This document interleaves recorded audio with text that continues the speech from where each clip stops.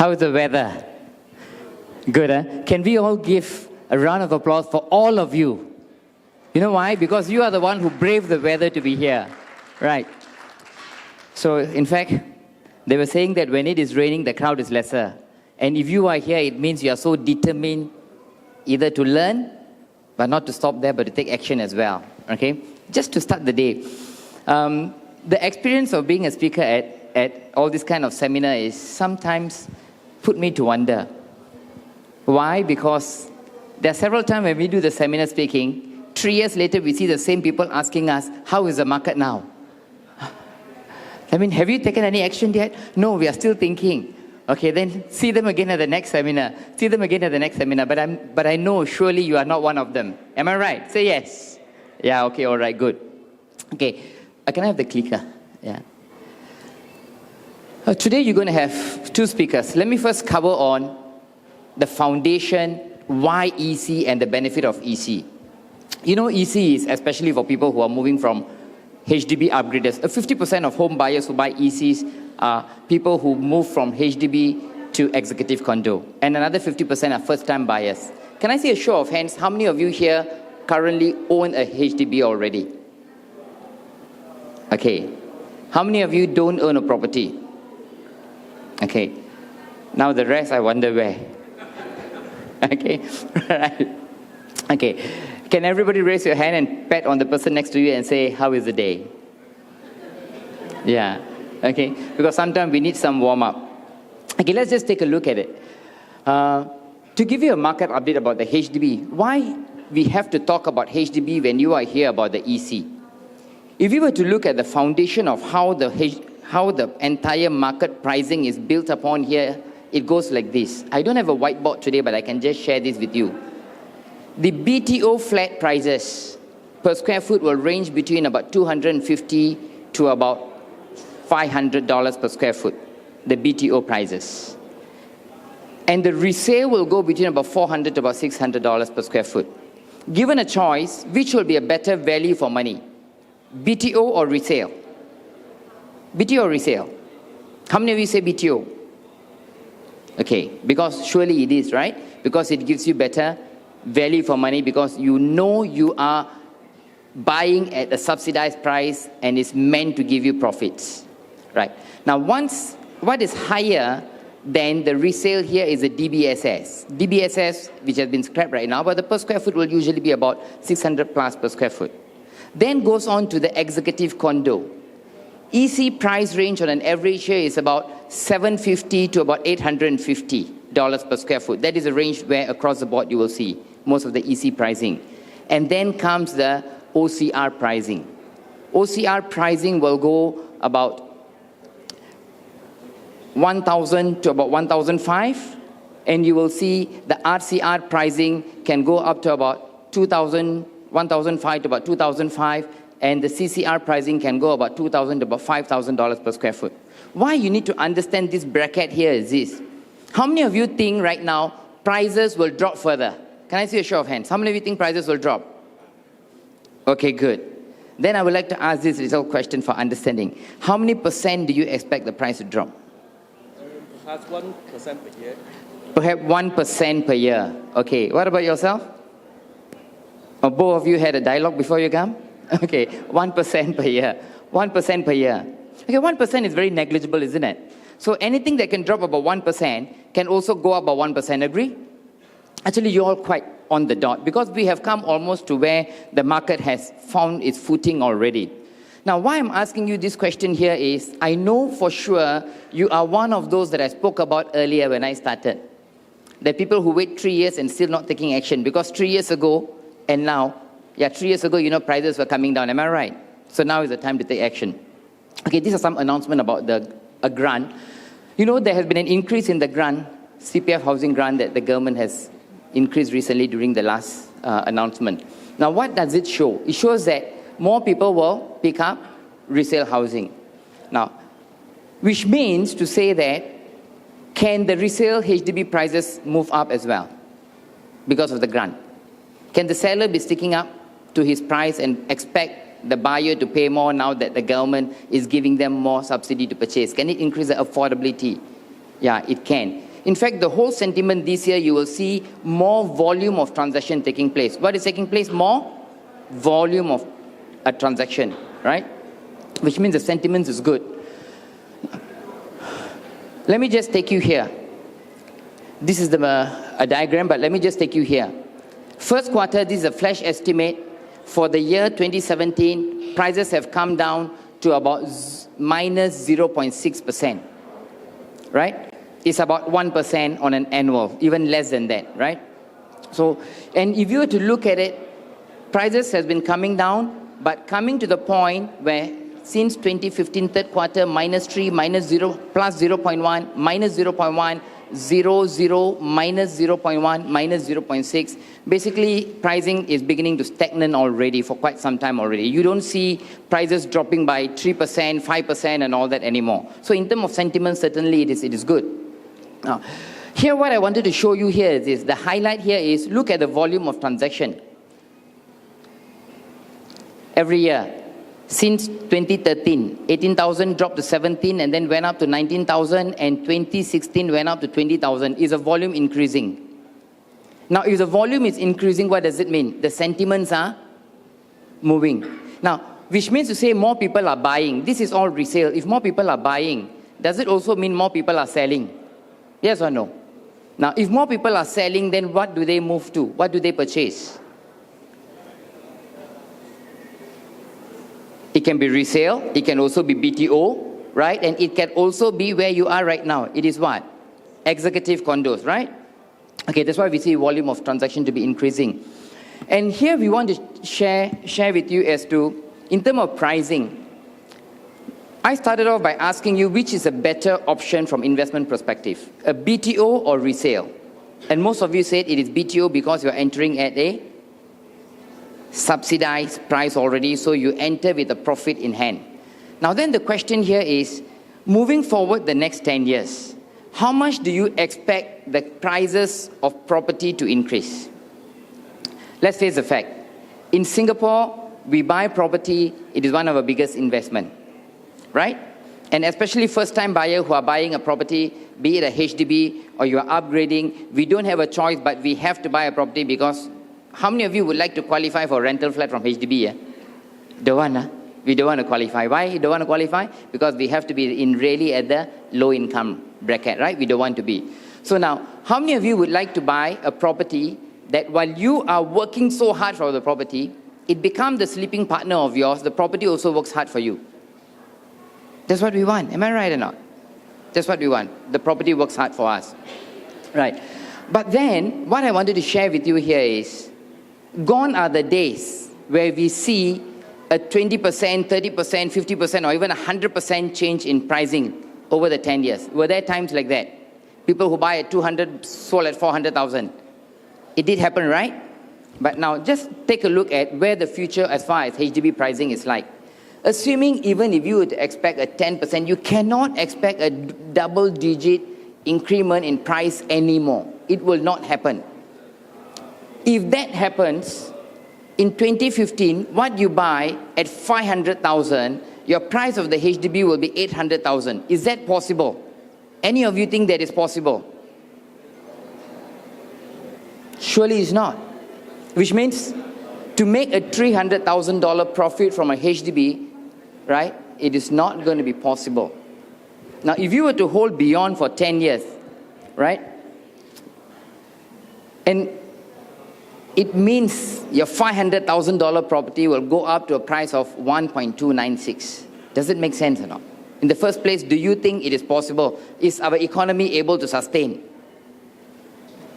Surely it's not, right? And if you were to look at today's context,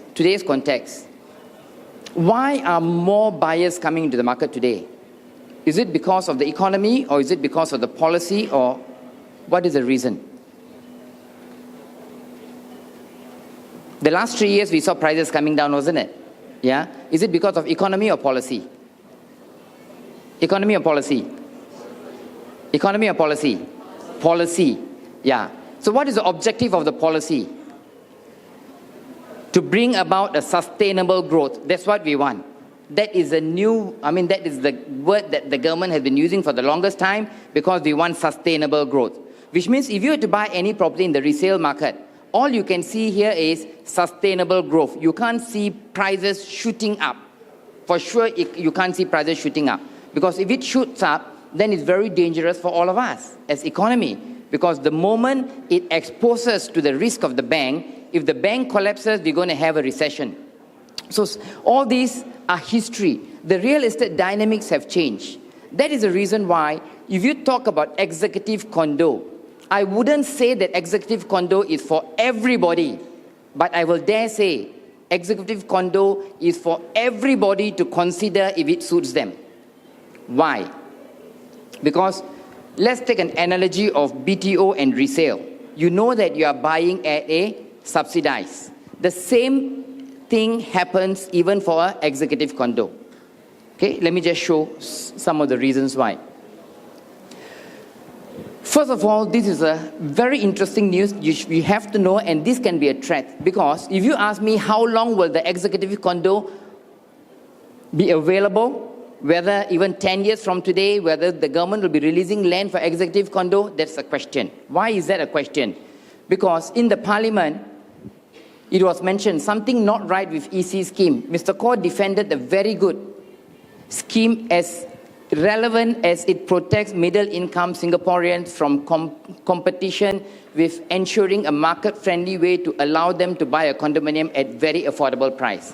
He then added, it can give you an analogy. It's like, it's actually like buying a Lexus at the price of the Toyota, and when you want to sell, it is even higher than the price of the Lexus. Why was this debated in the parliament? Let's understand. Because when you are buying at a subsidy, who is paying for the subsidy? The taxpayers are paying for the subsidy, right? And taxpayers are paying for the subsidy for you to buy a luxury condominium at a discounted price. So people's question here is, why must we subsidize our tax funds to people to buy an affordable condominium? Why? So there are people who are not happy with that scheme. But then again, this was debated in the parliament, and Mr. Khaw Boon Hwan retained this executive condo. Whether it will be there for the next 5 years as a new launch condo that will be available or not, that we do not know. So the question here is, do you want to grab it while the market sentiments are right? Number one, take it. Why? Why is it even available in the first place? And why people like to consider executive condo? Singaporeans are full of aspirations. Agree? How many aspire to have a greater life than what we have today? Say yes. Sure. How many aspire for our children to live better than whatever that we had during our time? Say yes. Yeah, because Singapore is a nation with full of aspiration, and executive condo give you that hope. And not only a hope, it makes it a reality. Yeah. This is something that I shared with you already. Now, ECs are not subject to a TDSR, but you speak to the agent, they are subjected to the MCR, right? So you will be guided about that. Now, all I wanted to share with you here is, let's look at a comparison between a condo pricing as well as a EC pricing. An EC, for example, a Wales versus a High Park residence, easily, if you were to compare any comparison between a condominium as well as an executive condo, there will be a price difference of about 25% to about 30%. Minimum 20. Average is about 25% price difference. Then let me ask you this question. If you were to buy an EC, how many years must you minimum own before you sell? 5 years, right? After 5 years, which means to say, even if you were to buy in the current comparison condo pricing, you already enter at a 25% discounted price, which means that's a paper profit already. Am I right? Yeah. But after 5 years, over the 5 years, will there be capital appreciation? Will there be? There has to be, right? But if you were to wait for 10 years, will there be even greater capital appreciation? Yes. Why? 2 reasons. The first reason, of course, over the 10 years, it gives you more time for it to appreciate. Assuming, even if you were to give an average inflation rate, what is the average inflation about? how many percent do you feel comfortable throwing? How many percent? 3%. Anybody think it's going to be more than 3%? Less than 3%? Okay, 3% one time. Anybody can contest? 3% two times? Okay, now let's just take it even at 2.5%. I discount that, 2.5%. Over the 10 years, that means how many percent would it have gone up? 25%. Agree? And you already buy at a 25% discount, plus a 25% capital appreciation because of the inflation over the 10 years. So how many percent difference do you see in terms of pricing? 50%. Agree? 50%. That is the beauty of buying an executive condo. Which means if you are buying a 1,000 square foot, if the price increase, like you are buying 25% below, $250 per square foot, assuming below discount, and you are expecting a $250 above, right, capital appreciation, easily about $300,000 to $500,000 is given to every Singaporean. And especially after the 5 years, you see the units become available. But after the 10 years, the capital appreciation is even higher. Why? The restrictions are lifted. Surely if you want to buy a HDB, why am I comparing HDB with an EC? Because EC is a breed between HDB and private. Am I right? It's in between. Now, anybody who wants to buy HDB, is there a lot of restriction? Can you rent the HDB to anybody? Yes or no? After the 5 years, you can rent out the HDB, right? But can you rent it to anybody? No, you can't. Because you still have to follow the ratio, quota, and requirement within the estate and the block. And if you were to just rent it to people, right? Can you go into a tenancy to sign for 2 years, 3 years? Can you do that? You can't. Just in case we are not aware, you can't. There's a requirement that you can only each time sign a tenancy agreement for 18 months, which is 1.5 years. Right? And if you want to sell the HDB, can you sell after the 5 years? You can, right? But if you were to sell the HDB, can you sell to anybody or not? Cannot. You must sell to only Singaporeans or PR. And even the PR, can you sell to any PR? Can you sell to any PR? Cannot. You must also make sure that the PR have got PR and they can only buy 3 years after they get the PR. There are a lot of restriction imposed. Why is this restriction necessary in the HDB? Why is it necessary? Because 80% of the people in Singapore stay in HDB, and you have to protect the HDB market. Because you have to protect the majority of the Singaporeans. But if you were to buy an EC, after 5 years, it's privatized, right? You can sell to any fellow Singaporeans and you can rent it out. Is there any restriction on who you can rent? No. Is there any restriction on how long you can rent? No. After 10 years, it becomes a full-fledged condo. Even foreigners can buy. So that is the reason, if you were to buy a HDB, if you were to buy an EC, ideally you plan to sell after 10 years. But if you have a choice to sell after 5 years, 6 years, 7 years, 8 years, once the economy is good, you can always sell it off. But minimum, it is good that you prepare in your own mind that you would want to hold a 10 years so that you can really enjoy the benefit of getting $500,000 given to you by the government. Let it put it that way. I just wanted to share with you, for example, EC land bid in 2016. Now, look at how many people bid for the land. 2016, how many people bid? Last year was still not a bullish market, am I right? But people are bidding for the land. How many people bid? More than 10. And why is it? Because EC land, you can't be too sure that it will keep coming forever. And why is the price so low? There are two reasons. Because restrictions are imposed on the developer as well. Because they can't sell to anybody because there is an income cap. Am I right? Since there's an income cap, the developer have to do their price such that when they do the reverse calculation, they are able to sell to people who can fulfill and qualify within the income bracket. That's why the bidding is always lower, but yet you can see it's a very, very bullish market. Now, Let's talk about North Wave. But before going on to North Wave, I also want you to understand why people buy ECs and what are the benefits of EC. I already shared with you the restriction imposed on the HDB versus EC. EC don't have restrictions after it has been privatized. And if you were to compare with a private property and executive condominium, you will also know that you are buying at a 25% lower in terms of entry price already. So it is in between. You are getting the benefit of the both worlds. Am I right? Yeah. Now then I will also ask you this question. We want lifestyle or you want money? If you are given a choice, what will you like? Lifestyle or you want more money for yourself? How many of you want lifestyle? How many of you want more money? You don't mind compromising on the lifestyle, but then you want to make sure you want to just live within the means and you got more money. How many of you would want that? How many of you would want both? Say yes. Yeah, of course, right? You want to have both, right? Now, if you want to have both, then that is a breed of EC and HDB.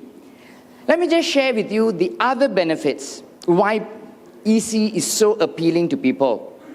Does it give you security? When I talk about security, I'm not talking about the guard, the auto gate or the guard or the scan your card and then come into that kind of security. Security for the money that you put in. Because in Singapore, is property expensive? Yes. Is a lot of our hard work earned money going towards property financing? Yes or no?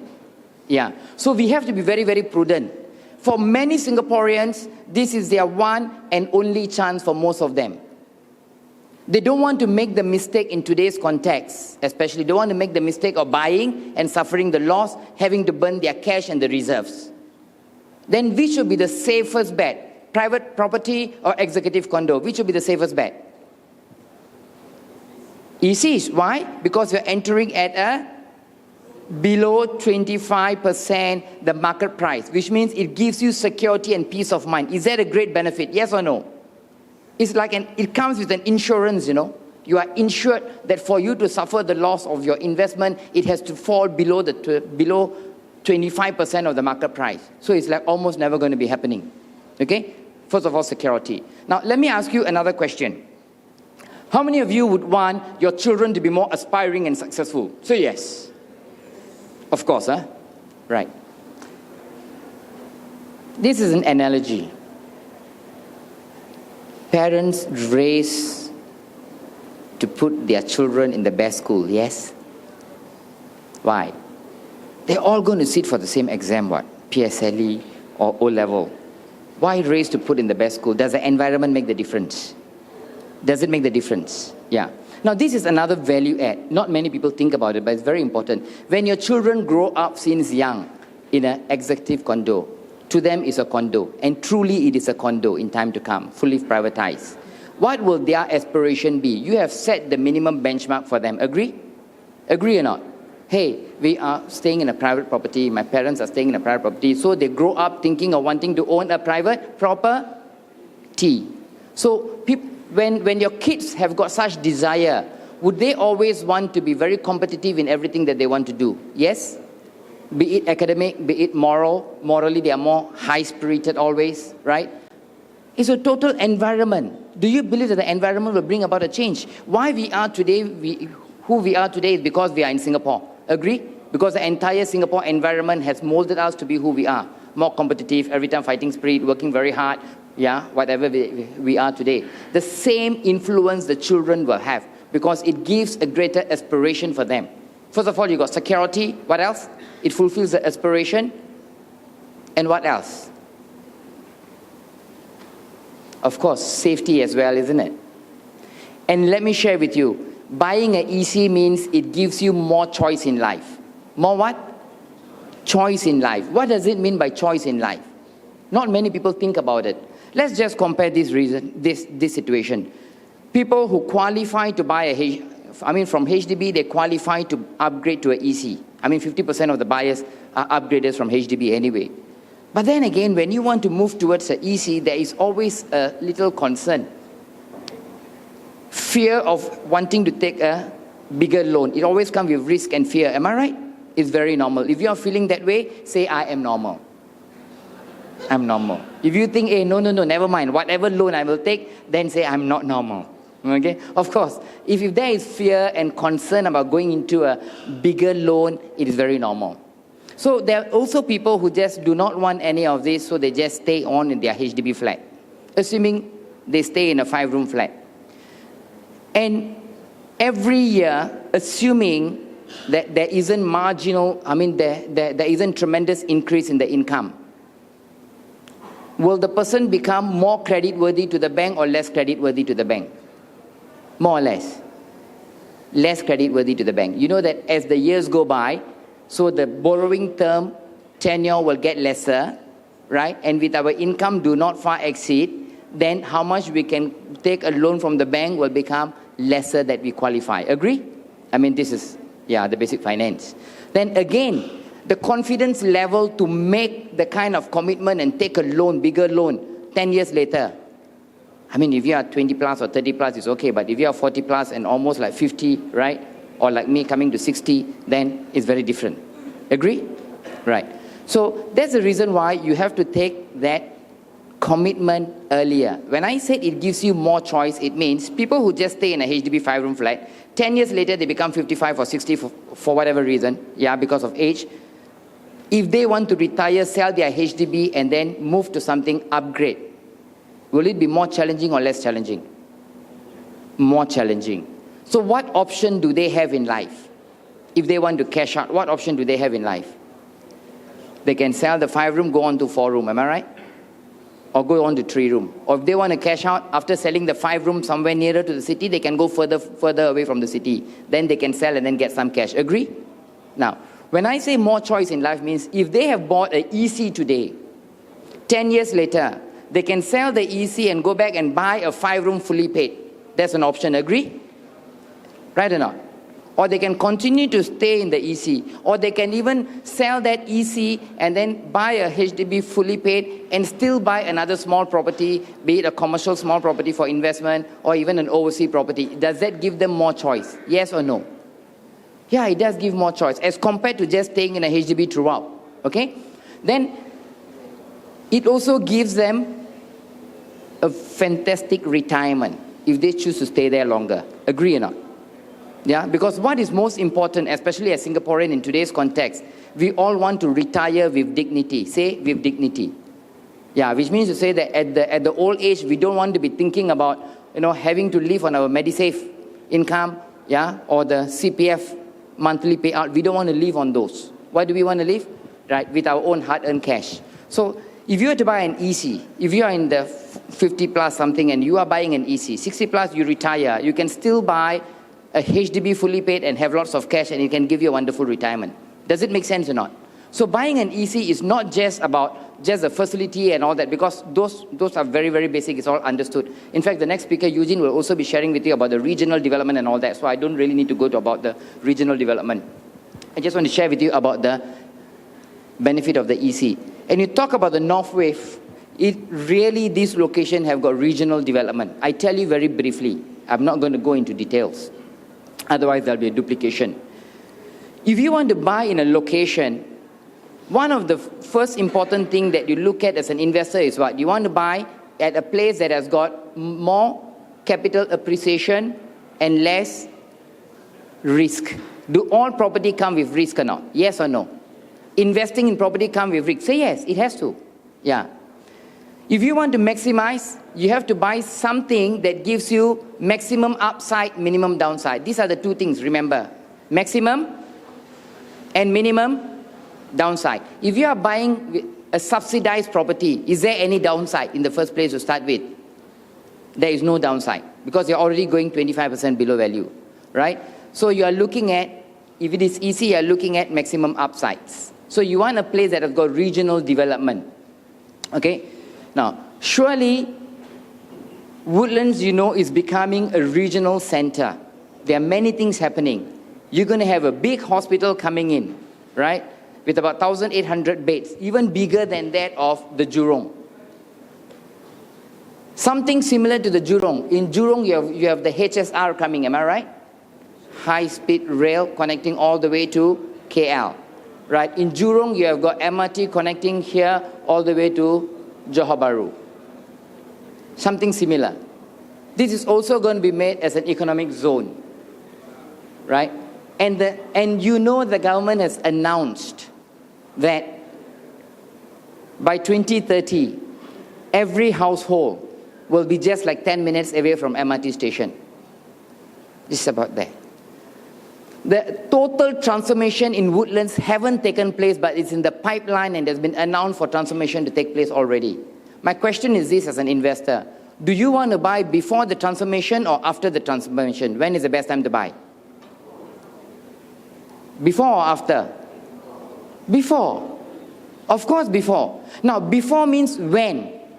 Before means before the final announcement and clear plans, or before it start operating. For example, assuming that so far they haven't exactly announced where the ports are, the stations are going to be from here to Johor Bahru. Am I right? Okay? Now, you don't wait until the trains start operating, you know. It's too late already. The moment they announce that there's a successful tender, and this is where the plot of land is going to be, this is where the station is going to be, and this is where it is going to be. Once the firm announcement comes in, already price shoot up, yes or no? That's what happened in Jurong. Before the announcement and after the announcement, easily 5% up. Now, isn't this the best time to go into investment then? Surely it is, as far as Woodlands is concerned. Now, these are some comparison of pricing, right? Now, let me just share with you one other thing before I go on. In this development, an EC, you can buy a 4-bedroom unit, 1,200 plus square foot, under 1 million. You can never buy such kind in private property. Never possible. If it is a fully private, you have to pay easily 25 to 30% more. Right? And these are the opportunity that you get. And if you were to look at this North Wave development itself, apart from the regional development and all the things that will be shared by the next speaker, you should walk in and take a look at the showroom if you have not seen. You will love the spacious feeling of that development, how spacious it is. And you can even buy a 3-bedroom at a price of just about or just under 750,000. Very comfortable and spaciously designed for you. Now you all are clear with the potential of the EC condo, right? Executive condo, right? That part is very clear. Am I right? Right. As far as the potential of the region, that is also very clear. Security, I've covered that already.